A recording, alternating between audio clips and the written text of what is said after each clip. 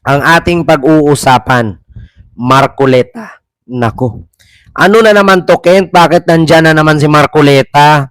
Babayaran na ba yung kuryente namin na 2,000 pababa? Kasi sabi niya, kapag tayo daw ay Pilipino na kumukonsumo ng kuryente, 2,000 pababa, yan daw ay libre. Sabi ni Marcoleta. So ngayon mga kababayan, eto nga.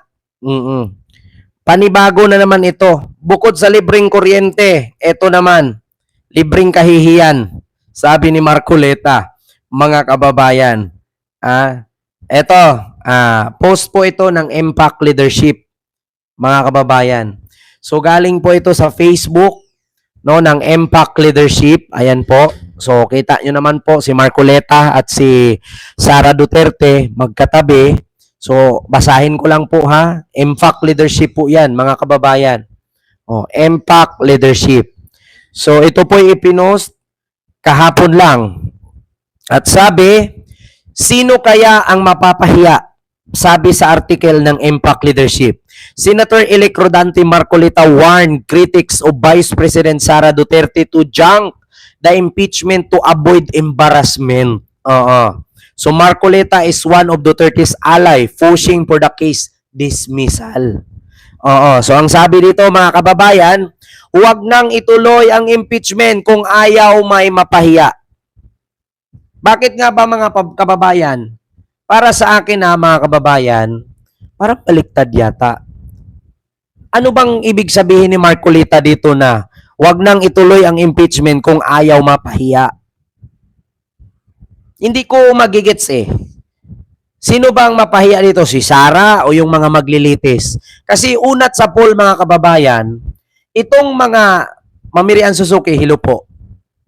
Itong mga kongresista, kasama si Laila de Lima, Chil Jokno, at iba pa na 11 prosecutors panel ng Congress at itong 24 ka senador ang maglilitis. So ngayon kung lilitisin ito ng senador at ng Kongreso, itong impeachment ni Sara, manalo man si Sara o matalo, hindi po ikakahiya ng senador at mga congressman ito. Bakit? Hindi naman sila ang nililitis. Si Sara ang nililitis nila. So kung manalo man si Sara, hindi naman po makukulong itong mga senador at congressman. 'Di ba? Mga kababayan, so paano mangyari Marcoleta na wag nang ituloy kung ayaw mapahiya? So paano mapahiya ang congressman at senador? Maglilitis lang naman sila. Sa madaling salita, hindi naman sila ang nag-file ng complaint kay Sara, sila lang mismo ang maglilitis. So ngayon, kung manalo man si Sara o matalo man si Sara, walang mapapahiya dito. 'Di ba? Kasi una, sino ba ang lilitisin? Si Sara. Bakit nga ba siya lilitisin? Dahil nga sa isyong pera, pagnanakaw, pagkawala, pagbulsa, at hindi maipaliwanag kung saan dinala. So doon pa lang ikahihiya na ni Sara yun. Bakit sinabi ni Marcoleta na wag nang ituloy kung ayaw mapahiya? 'Di ba? Paano nasabi ni Marcoleta na wag nang ituloy ang impeachment kung ayaw mapahiya? 'Di ba?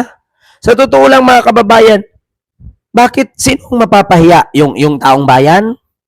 Ang taong bayan nanonood lang. 'Di ba? Ang taong bayan nagmamasid lang.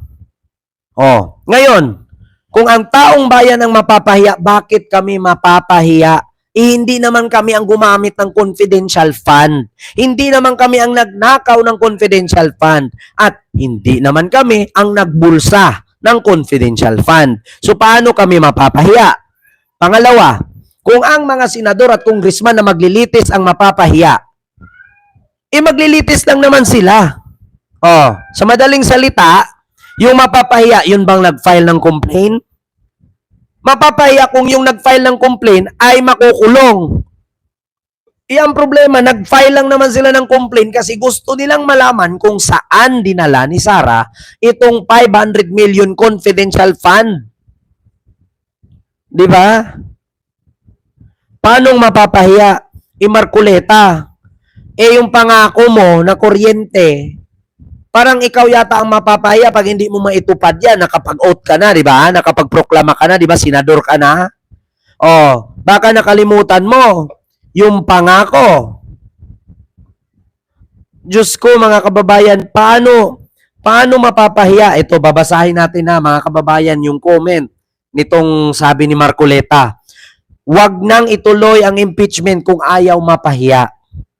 So ito, sabi ni Lia Puno, Marcoleta should inhibit himself as senator judge in the impeachment trial. Panagutin ang nakasala sa batas. Ang nakakahiya, yung naglustay kung hindi guilty, bakit takot kayo matuloy ang impeachment? Tama naman, sabi ni Roger. Oh. Sunod, the people deserve the truth. Sabi ni Batanggin yung Kabitenyo. Oh. Sabi ni Miguel, without accountability, there's no civilization. Di ba? Oh, let's see and proceed. Oo, kung wala ka talagang tinatago, hindi ka dapat mapahiya. Oh, ang dami, ito pa. Yun lang pala eh, di wag, total kay General Torre ibigay ang warrant ng ICC. Sabi ni ABCD Di Guzman.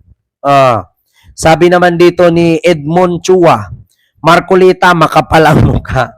Dami pa ring mga trolls, sabi ni Romualdo. Magagalit ang taong bayan pag hindi natuloy ang trial of impeachment ni Piatos. Dapat talaga mag-inhibit yan si Marcoleta, senador yan ng mga Duterte, ng mga Duterte, ng mga Pilipino. Wow. Ang mga politiko sa ngayon naglilingkod sa tao na gumagawa ng mali ay pinagtatanggol pa. Sana mamulat na tayo na walang politikong tatayo para sa bayan, politikong pangsarili at kapakanan lamang. Sabi ni Romeo Domingo. Sabi naman ni Archimedes Jampasar or Hampasar, hear the merit of the case, sir and judge. Sayang lang ang boto namin. Di ba? Isa rin to, tatakbo hindi sa serbisyo sa taong bayan kundi sa Panginoon nila na si Duterte. Oh, sabi ni Tots. Ito, Mabel Vonsa, kung ganun po ang masasabi, kung ko lang, baka naman marami dyan sa inyo katulad lang din ni BP Sara, so may malaking suhol. Mahilig siya sa ganyan, remember sa DepEd. Kaya para maalis sa isip ng tao ang niga, thinking dyan sa Senate, please ituloy nyo as soon as possible. Sa totoo lang mga kababayan, mamaya pag-usapan din natin yan. No? Oh, susunod, sa Congress nga, di mo naharang, intindihin mo pangako mo na pag ang bill ng kuryente di aabot ng 2,000, libre na. Ngayon inaantay kayo ng taong bayan, bayaran mo ang Meralco namin na saan na. Oh, ito sabi ni mga kababayan, Roberto Santiago. Ayan si Roberto Santiago nagsabi mismo, yung bill daw ng kuryente. Pangako daw yan ni Marcoleta. Naku, mga kababayan, naku Marcoleta, sabi ko sa'yo, ito pa naman ang pangako niya, mga kababayan, no?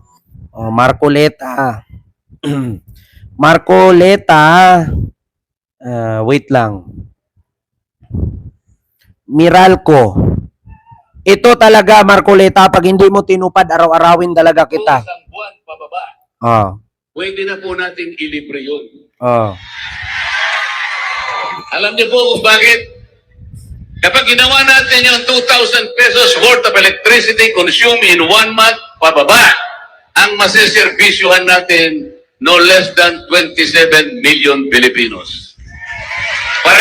Pare-pareho ang biyaya. Walang corruption sapagkat diretso sa inyo.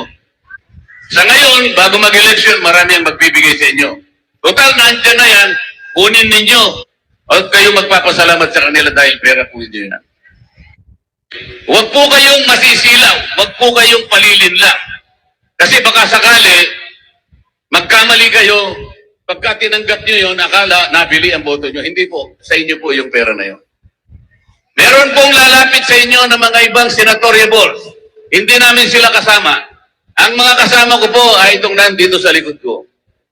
Yung team na yun, gusto nila matanggal ang Vice President. Gusto nyo ba matanggal ang Vice President? Pero tatanggalin nila kapag sila po ay mas maraming nakuhang boto kesa sa amin. Tandaan po ninyo, sasabihin namin sa gabing ito, talagang tatanggalin nila ang Vice President. Isa lang paraan para mapigilan natin ang kanilang binabalak. Huwag ninyo silang iboto. Yung team na yun, ayaw na nilang makauwi si Tatay Digong dito sa ating bansa. Gusto nyo ba yun? Pero sila gusto nila yun. Po isang buwan pababa, pwede na po natin ilibre yun. Alam niyo po kung bakit? Kapag ginawa natin yung 2,000 pesos worth of electricity consumed in 1 month pababa, ang masiservisyohan natin no less than 27 million Filipinos. Marcoleta, yung pangako mong 2,000 pesos consume o kuryente pababa, libre na. Asaan na? Naku, Marcoleta, parang kakaiba. 'Di ba? Siyempre, kahit kapatid, mga kapatiran mo sa Iglesia ni Cristo, talagang mumurahin ka di oras.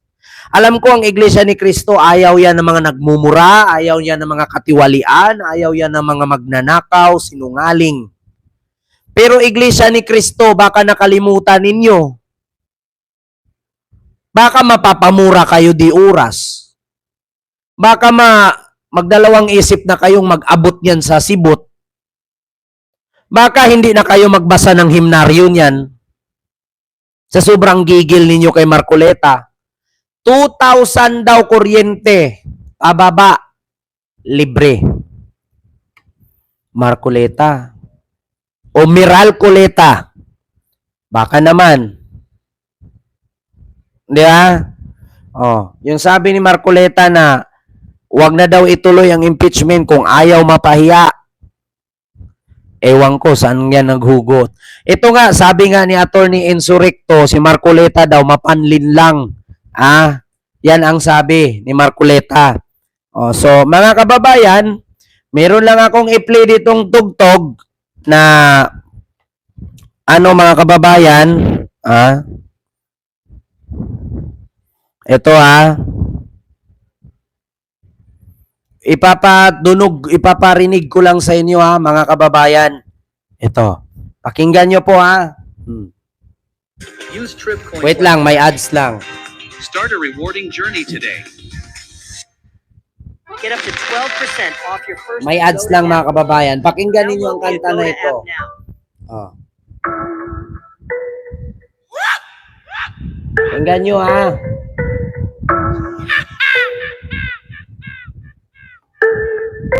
Ang dami ng mapanin lang, depende na lang yan sa pakinabang. Mga sabing matang mo, mga gustong umabot, Diyos ko po, pinagmukha na tayo umaw. Ang dami ng mapanin lang, depende na lang yan sa pakinabang. Mga sabing matang mo, mga gustong umabot, Diyos ko po, pinagmukha na tayo umaw.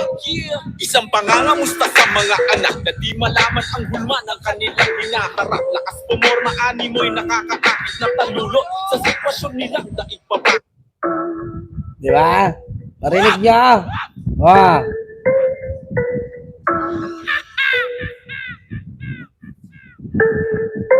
Ang dami ng mapanin lang, depende na lang yan sa pakinabang. Mga sabing matang mo, mga gustong umabot, Diyos ko po, pinagmukha na tayo umaw. Ang dami ng mapanin lang, depende na lang yan sa pakinabang.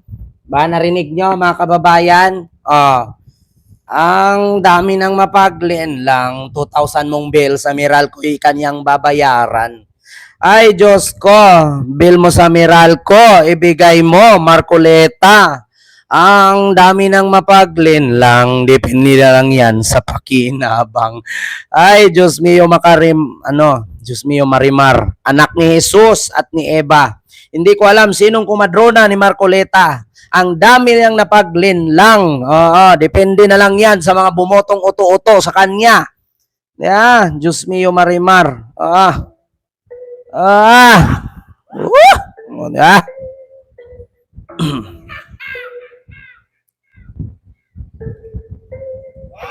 dami